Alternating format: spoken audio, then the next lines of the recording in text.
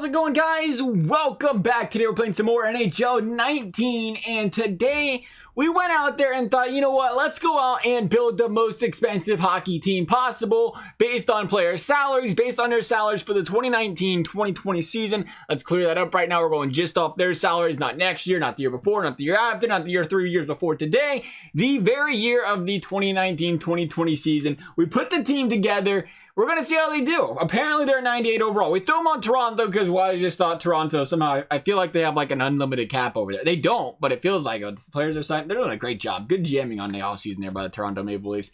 Got to give them credit where it's due. A crisp $264 million team budget. That's not too bad, 264. That's only, what, about triple-ish the cap right now. Not too bad, tripling the salary cap. So here's a little peek at the team. It is rather expensive. Matthews, McDavid, Panarin on the first line. The lines are done mainly by their salaries. Went by the most expensive guys going on the first line, second line, third line, so on and so forth. That is why Crosby's on the fourth line, because he's down there at like 8.75 mil. Mickey D's making 12.5. Panarin, the second highest paid player in the league right now. I did not realize that contract made him the second highest paid player in the league. That is what free agency does for you, though. That's crazy. Second highest player for Panarin. 10.5 for Patrick Kane. 10 mil for Eichel. 9.5 for Kucherov. You go down to the third line. We have Ovechkin. We have Malkin. And we have Mark Stone. Mark Stone getting paid pretty good. Jamie Benn. Sidney Crosby, and then David Stamkos on the third line. Actually, I think we have to change something here. I'm pretty sure one of these guys are getting paid more than this on our defense. Yeah, we had to throw it on. It looks like we had to throw on Tyler Seguin. Seguin has to play instead there. I am sorry, you're off the team there, pal. Crosby, you're at 8.7. 8.7. Was there another guy that was cheaper than or more expensive than Crosby? Did we miss him? Let me take a look here. I don't think there was. I think Crosby was it, 8.5, 8.4, and 8.5 out of those three. Those are our bench players, though, and Crosby was at a good 8.7. Yes, correct. All right, so we was good there. Like I said, we have our defense, John Tavares, Drew Doughty. Hopefully Tavares can carry the team over here. Not a lot of defenders getting paid big bucks. Tavares, one of those guys that's not a defender that's going to be playing defense, though. One of many. We threw Kopitar there. Two very good centers. Thought, you know what, let's throw them on defense, see how things go. Subban over there, the other defenseman, making 9 mil a year right now. 9 mil for Jeff Skinner as well. Like I said, Kopitar, second line here, 10 mil, 10.5 for Taves. Big contracts for those defensive centermen. Then we switch over to the goaltending. Take a look at this. Carey Price is our top goalie, man. Sergei Bobrovsky is our second highest paid at 10 million a year. A pretty expensive team, a pretty solid team though. A lot of guys you wouldn't say are overpaid. Maybe a couple you could say, wow, they got paid quite a bit. Don't know if they're quite worth that much. For the most part though, it's pretty good. You got to consider guys like Ovechkin and Crosby too. They also signed their contracts a while ago, back when the salary cap wasn't quite as high as it is now. So they already seen a little bit of a separation in their contracts right there. Maybe they're just feeling friendly too. And it's like, you know what, I'll take a discount because Malkin's making 9.5. Good for Malkin. Second liner making more than Crosby. That's a good bragging rights right there. I didn't realize he was making more than Crosby. I thought they was really close. I guess they are close, or within 800K really. But so far this team, I guess money is the answer to happiness for the Leafs, I guess. Because 23-2. 23-3. I'd say it's a pretty good season right there. Only 2 losses on the season, 2 overtime losses to go with it. The Maple Leafs are almost done with the year of 2019, and they're going to have a whole 2 losses. So I would say a 98 overall team that has a very, very good salary cap going in their favor there too. I wouldn't even call it a salary cap unless, you know, like 300 million of salary cap, and then you know what, they might be right around there. One other thing I didn't bring up too is this video could get outdated very quickly. There are a lot of RFAs out there right now in the league without signed deals. A lot of those guys could make their way on this list, make their way on this team pretty quickly. Like I said, we just seen what happened with Panarin. We've seen Eichel, we've seen McDavid make the big bucks, but a lot of these RFAs, you know, they come in here this year. There's quite a few of them. You can make the argument 9.5 plus, I would say.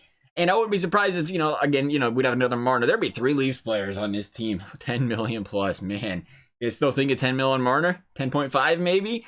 Now that you look at Panarin, see the difference is the RFAs, you get a little more leverage. When you have Panarin, you have free agency, and when you go to free agency, teams are going to bid you up, bid that price up. That's why he gets paid to be the second highest paid guy in the league compared to RFAs where you're under team control, so you don't have as much leverage. But man, could you imagine if that was the next thing for wingers, just tossing them 11 mil a year?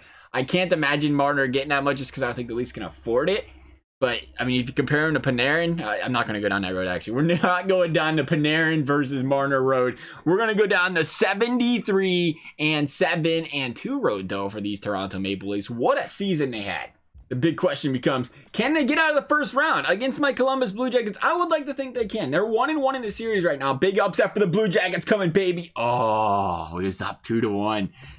Hate to see it. Come on, Columbus. Nope. See you. Bye. Thanks for playing. Made the series look good at least. Got my hopes up. Typical Columbus for you right there. Who's the second round team? The Tampa Bay Lightning. Doesn't get much tougher than the Lightning. Then again, we took Stamkos and Kucherov from them. So it actually does get easier. That's the thing here too. We took a lot of teams' best players from them right here. So it's just that much more difficult for teams to beat us. Who we got in the conference finals? It's the Florida Panthers and Bobrovsky, who's again on our team. We took their $10 million man away. 1-4. We're playing completely depleted teams right now. That is the big thing right here. I don't know if we'd win the Stanley Cup if every team had their players, as stacked as our team is. You never know with the EA. But when you consider how depleted other teams are, it makes all the sense in the world. A 4-game sweep of 5 games, actually. 4 games out of 5 it took us to beat those Nashville Predators. And the Toronto Maple Leafs are going to win the Stanley Cup as expected, which is nice to see that the simming works a little bit better this year. I remember those times we could go 0-99s, get bounced in the first round. Seen a little bit more realism out of it this year. Here's the team though: 85 points, or 86 out of Malkin, 85 out of Kane, 83 out of McDavid, 81 out of Crosby. So we're getting a lot of guys with good points as well. It's nice to see that. 2 lines worth of 80-point players, pretty much. 69 out of Sagan, 60 out of Doughty. I'd go with 58. How did Tavares do? Is Tavares down here? There he is, Tavares. Good defensive man right there. 38 points, plus 48. Oh, that's penalty minutes. Just kidding, Tavares. Plus 56, even better. Plus 60 out of Doughty as well. You look at these guys, not bad. Our bench didn't get a play. That's okay. That's okay. Who led the team in goals? 37. Patrick Kane. Who led the team in assists? 55. And Nikita Kucherov, 79 points. Just for a good time. We'll see how many ones our goalies had. Looks like Price had 49, and Bobrovsky even got to play 28 games. 24-3. Go Bob. As far as the entire league is concerned, there was nobody anywhere close to us. 148 points. The Bruins, 106. The Bruins were a team we did not take any players for. That's how good of deals they have their players on right now, though. A lot of good discounted deals, and that's why their team was still good. Tampa with 104, 103 out of the Avalanche. Another team, they got McKinnon and some RFAs, but again, not enough to make this team. St. Louis, Chicago, Pittsburgh was a team that lost some players. Still 96 points without Malkin or Crosby. Really? How about that? The Devils, 95. The Ducks, 93. Calgary, 92. Philly, 91. They lost Voracek and Drew out of on their bench. We actually threw them down in the AHL, I think, because they had a lower overalls. I wanted to make sure we had a full team when we did it. They're in the AHL now, but they're not on Philadelphia regardless, and they still had 91 points. 88 for the Blue Jackets. Canadians just missing with 87. Vancouver with 87. The Blue Jackets without a goalie. I just noticed that. Made with 88 points. Montreal, same story. No Price, 87 points. I guess goaltenders, oh, we already knew that. Who might can. Goaltenders don't really matter in this game. Ottawa, 70. 75 for Carolina, and 76 for Edmonton. Bottom of the league. No McDavid. Edmonton still couldn't lock down that first overall pick. It was Ottawa that could do it. But then again, Edmonton, they probably win the lottery. No Taylor Hall, though, so who knows? We'll take a look at some awards here. Nathan McKinnon with the Art Ross. All of that work for this stag team. McKinnon still taking care of business. Memorial going to Kane. Doughty getting to Norris. Lady being the Brinket. Pedersen. It's the Pedersen Award. That's all I really have to say about that one. And Conn Smythe, Carey Price. Vesna, Vasilevsky. How about that? The Jennings going to Price, of course. All those wins he locked down. Yalmerson with the Masterton. And Selke going to Bergeron. Another defensive centerman we couldn't pick up. And because our, defensive centers didn't play forward, I'm assuming they couldn't pick that award up. Ted Lindsay, Patrick Kane. And Maurice Richard to Philip Forsberg.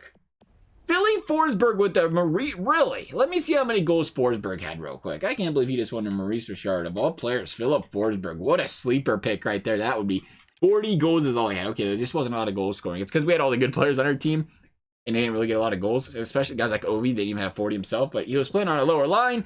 Also makes a little bit of sense. As for this video, though, guys, it does conclude. If you guys want to see another one like this, always listening to your suggestions. As always, thank you guys for watching. We'll see you next time.